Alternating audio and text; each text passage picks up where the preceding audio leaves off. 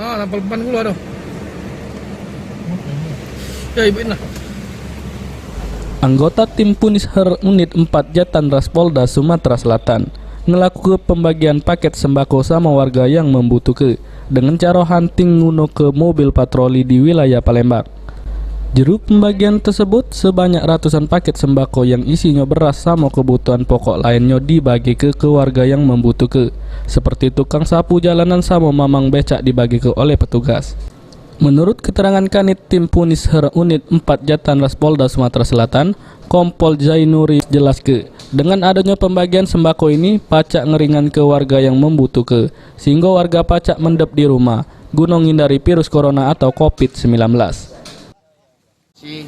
Kepada rekan-rekan teman-teman donatur yang telah membantu kita bersama-sama untuk saling membantu daripada saudara-saudara kita yang membutuhkan. Berapa banyak tadi Menan?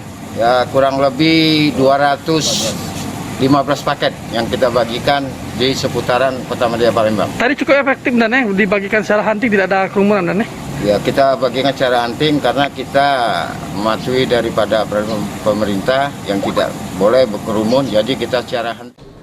Abidin Riwanto, PAL TV.